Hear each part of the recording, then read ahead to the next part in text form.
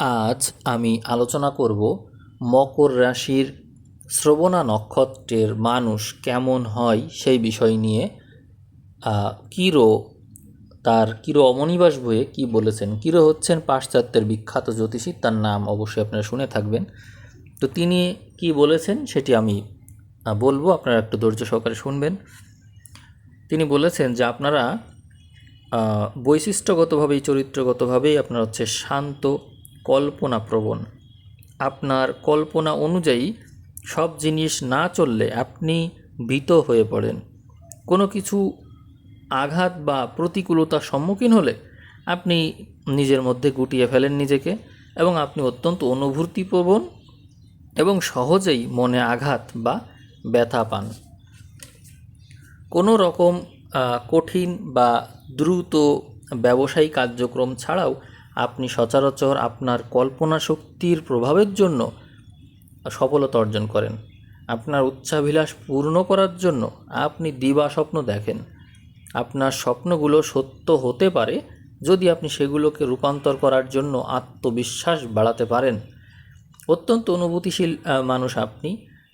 আপনার সহজাত গুণাবলীকে প্রস্ফুটিত করার জন্য আপনি প্রশংসার কাঙাল। যে কোনো পরিস্থিতিতেই যদি আপনাকে প্রশংসা না করা হয় বা আপনাকে আটকে দেওয়া হয়, তাহলে আপনি অত্যন্ত অস্থির হয়ে পড়েন, অসুখী বোধ করেন। আপনার স্বপ্নগুলোকে বাস্তবে রূপ দেওয়ার জন্য আপনার স্বাধীনতার খুব বেশি প্রয়োজন। অর্থ সম্বন্ধে এমনিতে আপনি কোনো কিছু গ্রাহ্য করেন না, কিন্তু অর্থ না হলেই চলে না, এই জন্য অর্থ আপনার দরকার। আপনার অর্থ সম্বন্ধে বেশ একটা তাচ্ছিল্যের ভাব আছে। আপনি জানেন যে মাথা খাটিয়ে আপনি যে কোনো সময় অর্থ রোজগার করতে পারেন। আপনার যা অর্থ আছে লোকে তার চেয়ে আপনাকে বেশি ধনী ভাবে। আপনার স্পর্শকাতর মন অর্থ সম্বন্ধে কারোর কাছে কোনো কিছু চাই না, আবার কেউ আপনার কাছে কিছু চাইলে আপনি আবার তাকে ফেরত দিতে পারেন না। ফলে দেখা যায় জগতে আপনার মান খ্যাতি রাখবার জন্য মাঝে মাঝে আপনাকে আর্থিক অবস্থা বেশ খারাপ হয়ে যায়, কারণ অন্য কেউ কিছু চাইলে আপনি তাদেরকে ফেরাতে পারেন না, এই জন্য আপনার আর্থিক অবস্থা খারাপ হয়ে যায়। তারপরেও আপনি সহজাতভাবে অর্থ সম্বন্ধে সতর্ক। আপনি অত্যন্ত বেশি পরিশ্রম করে নিজেকে ক্ষয় করে স্নায়বিক দুর্বল্যে ভুগতে পারেন, কিন্তু একটুখানি বিশ্রাম বা শান্তি আপনার ভগ্ন স্বাস্থ্যকে আবার জোড়া লাগিয়ে দিতে পারে। কোনো রকম বিশেষ ধরনের খাদ্য আপনি নিজে থেকেই খাবেন, যা আপনার স্বাস্থ্যের জন্য খুবই মঙ্গলজনক হবে। সব রকমের বাত বা গেটে বাত সম্বন্ধে আপনার সতর্ক থাকা উচিত। শুষ্ক আবহাওয়া আপনার জন্য মঙ্গলজনক। চোখ নিয়ে মাঝে মাঝে আপনাকে ভুগতে হতে পারে। মেরুদণ্ড দুর্বল, বাঁকা এবং নরম হতে পারে। আপনি রং হিসাবে, শুভ রং হিসাবে সাদা, ক্রিম বা হালকা সবুজ রং ব্যবহার করতে পারেন। এছাড়াও ঘুঘু পাখির মতো ধূসর রং, খুব হালকা থেকে খুব ভারী, এই ধরনের রং আপনি ব্যবহার করতে পারেন। রত্ন হিসাবে জেড, মুক্ত, মুনিস্টোন বা বৈদুর্যমণি, এগুলো আপনি ব্যবহার করতে পারেন। আপনি যে রাশি নক্ষত্রে জন্মেছেন, এই সময়ও বিখ্যাত ব্যক্তিরা কেউ কেউ জন্মেছে। কেউ কেউ ছিল জেনারেল, কেউ ছিল পররাষ্ট্রবিদ, পুঁজিপতি, ভাইসরয়, অভিনেত্রী, লেখক, কবি, চিত্র পরিচালক, পিয়ানোবাদক, ফরাসি রাজনীতিক, ঔপন্যাসিক, সেনাপতি, কবি, লেখিকা, পরিচালক, দার্শনিক, প্রেসিডেন্ট, এরকম ব্যক্তিদেরকে আমরা খুঁজে পাই যারা এই সময় জন্মেছেন। আপনার বিষয়ে আরও বেসিক তথ্য থাকছে, সেটি হলো আপনি প্রকৃতিগতভাবেই উচ্চাভিলাষী, অসীম প্রাণ শক্তি বিশিষ্ট, লেগে থাকার ক্ষমতা আপনার মধ্যে আছে। আপনার অপরিসীম এবং একটু মিলিটারি মেজাজের ধাঁচ আছে আপনার মধ্যে। আপনার অভিষিপ্ত বড় লাভের জন্য প্রভূত পরিমাণে আপনি চেষ্টা করে থাকেন।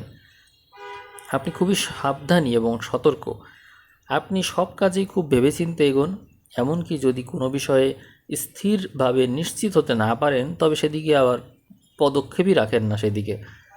আপনার মধ্যে কোনো প্রকার ফাটকা বা জুয়া খেলার ভাব নেই।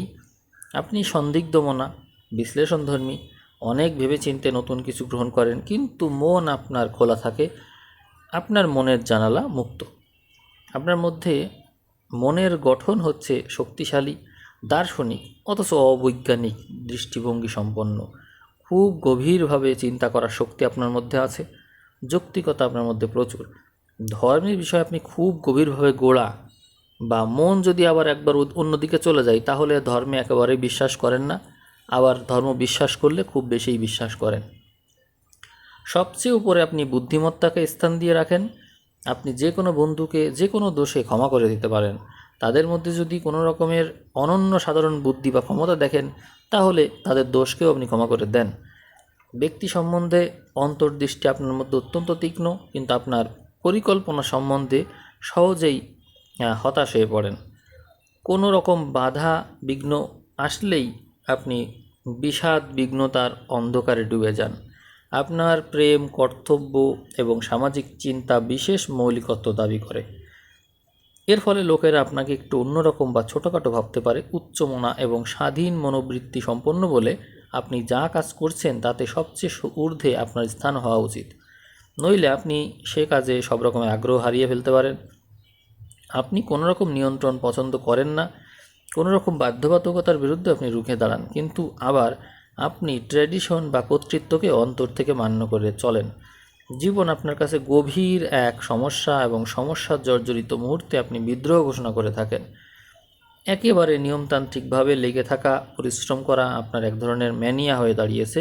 কিন্তু সত্যি বলতে কি, উত্তেজনা বা তাড়াহুড়োর মধ্যে কাজ না করে ধীরে ধীরে কাজ করা আপনার জন্য মঙ্গলজনক। গুছিয়ে লক্ষ্যবস্তুতে পৌঁছানোই আপনার জন্য ভালো। আপনার ব্যক্তিগত প্রচেষ্টা বা স্বতন্ত্রতা দিয়ে আপনি নিজে যে অবস্থায় জন্মেছিলেন তার চেয়ে অনেক উচ্চে আপনি উঠতে সক্ষম হবেন। আপনি চরিত্রগতভাবে উচ্চাকাঙ্ক্ষী, কিন্তু আপনার নিজের মধ্যে একটু প্রফুল্লতা আনার চেষ্টা করতে হবে, নইলে আবার অসুখের বাতিক বিষণ্ণতায় আপনি ভুগবেন। অপর মানুষ সাধারণত আপনাকে ভুল বুঝে থাকে। আপনি সহজে লোকের সাথে মিশবেন না, আপনার বন্ধুবান্ধব খুব অল্প থাকবে, কিন্তু নিজেকে আপনার প্রায়ই ভীষণ একলা একলা লাগবে। আপনি দুর্বলকে রক্ষা করতে গিয়ে বা অজনপ্রিয় কর্তব্য করতে গিয়ে প্রচুর শত্রু সৃষ্টি করে ফেলবেন। আপনার উচিত হচ্ছে জনগণের সাথে সম্পর্ক আছে এমন কোনো কাজে লিপ্ত থাকা, যেমন পৌরসভা, রাজনীতি, সরকারি কাজ বা দায়িত্বপূর্ণ এবং বিশ্বাসপূর্ণ পদে অধিষ্ঠিত হওয়া। আপনার শারীরিক গঠন খুব শক্তিশালী হবে, প্রভূত জীবনী শক্তি থাকবে। এই সঙ্গে কিন্তু মনে রাখতে হবে যে গভীর হতাশা এবং বলহীনতার ভাবকে যদি রুখতে না পারেন তাহলে পিত্ত প্রকোপ, গল ব্লাডারের কষ্ট, পেটে ঘা, হজম শক্তির অতিশয় গণ্ডগোল, আন্তরিক ক্রিয়াকলাপ বন্ধ অবধি হয়ে যেতে পারে। আপনার নিজের মঙ্গলের জন্যই প্রফুল্ল এবং আশাবাদী সমাজে আপনার মেশা উচিত। ঠান্ডা আপনাকে ভীষণভাবে বিরক্ত করবে। আপনি যদি সাবধান না হন তবে হাঁপানি, ব্রঙ্কাইটিস অসুখে আপনার ভোগার সম্ভাবনা আছে। নিচু জলাভূমিতে বাস করার চেয়ে শুষ্ক স্থান আপনার জন্য মঙ্গলজনক। খাদ্যবস্তুর উপর বিশেষভাবে নজর রাখতে হবে। যথোপযুক্ত ব্যায়াম করে শরীরে রক্ত সঞ্চালন ঠিক রাখতে হবে। মেজে কনকনে ঠান্ডা আবহাওয়া থেকে নিজেকে বিরত রাখতে হবে। মাঝে মধ্যে আবহাওয়া পরিবর্তন, স্থান পরিবর্তন খুব প্রয়োজন। তবে মনে রাখতে হবে যে নিঃসঙ্গতা কিন্তু কখনোই কোনো সমাধান না।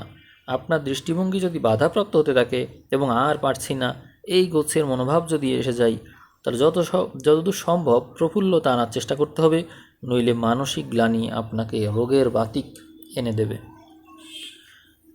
গ্রাম অঞ্চলের দিকে কুটির বানিয়ে প্রকল্প করবার ইচ্ছা আছে আপনার। যদি সম্ভব হয় তবে পাহাড়ের পাশে কোনো পাহাড়ি জায়গায় আপনি গৃহ নির্মাণ করতে চেষ্টা করবেন। আপনি স্যাঁতসেঁতে বা জলাভূমিতে কখনোই বাস করতে চাইবেন না, এটা চেষ্টাও করবেন না, কারণ বাত বা গেটে বাত, পা ফোলা, পায়ের ব্যথা হওয়া, এগুলো সমস্যা কিন্তু আপনার রয়েছে বা হওয়ার সম্ভাবনা বেশি। তুলনামূলকভাবে অপর লোকের চাইতে আপনার গোড়ালিতে এবং পায়ে বা চেটোতে আঘাত লাগার সম্ভাবনা অনেক বেশি। আপনার মধ্যে অর্থভাগ্যটা খুব যে শুভ এমন না। বহু বাধা, বিঘ্ন, বিলম্ব, সীমাবদ্ধতা এই সমস্ত পেরিয়ে আর্থিক উন্নতি দেখা যাবে। জীবনের প্রথম ভাগে আপনার এই কষ্টটা বেশি থাকবে। আপনার অর্থনৈতিক সাফল্য এবং লাভ আসবে হচ্ছে পরিশ্রমের মাধ্যমে, কিন্তু ধীর ও গভীর অধ্যবসায়ের মাধ্যমে। যদি যত্ন করেন, অর্থকৃচ্ছতা সাধন করেন, অর্থাৎ একটু মিতব্যয়ী হন, তাহলেই এই আর্থিক সচ্ছলতা তৈরি হতে পারে।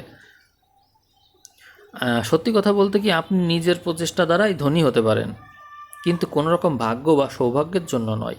অর্থাৎ ভাগ্য বা সৌভাগ্য আপনাকে সঙ্গ দেবে না, এটা মেনে নিতে হবে।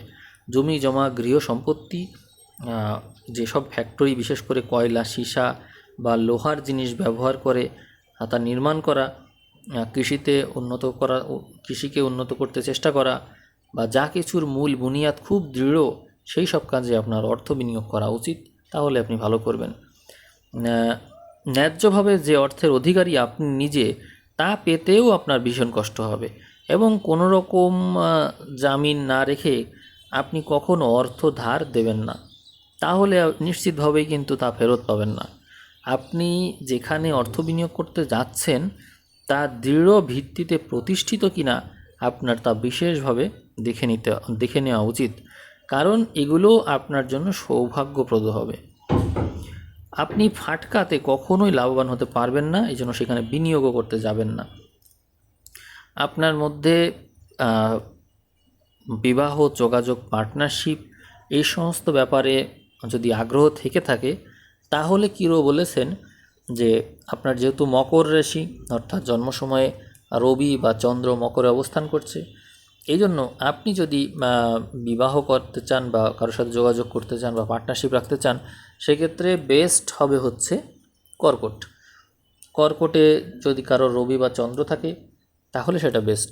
আপনার যদি রবি মকরে থাকে তাহলে আপনার পার্টনারের রবিও কর্কটে থাকতে হবে। আপনার যদি চন্দ্র মকরে থাকে তাহলে আপনার পার্টনারের চন্দ্র কর্কটে থাকতে হবে, তাহলেই বেস্ট পার্টনার হবে। আর যদি সম্ভব সেটি না হয়, তাহলে অন্তত বৃষ বা কন্যা, এই দুটার একটা ঘরে থাকতেই হবে। অর্থাৎ বৃষতে রবি বা চন্দ্র, কন্যাতে রবি বা চন্দ্র, এর যে কোনো একটা থাকতেই হবে। তাহলে তারা আপনার সাথে বিবাহ, যোগাযোগ, পার্টনারশিপ, এই সমস্ত ক্ষেত্রে লাভবান হবে। এটি হচ্ছে কিরোর দিক থেকে পরামর্শ ছিল। আপনাদের এই ভিডিও কেমন লেগেছে সেই বিষয়ে আপনারা অবশ্যই কমেন্ট করে জানাবেন। আপনাদের যদি ভালো লাগে, কমেন্টের ভিত্তিতে আমি তাহলে সামনে আবার ভিডিও দেব। তো সবাইকে অসংখ্য ধন্যবাদ জানিয়ে আমি আজকের ভিডিও এখানে শেষ করলাম। ধন্যবাদ।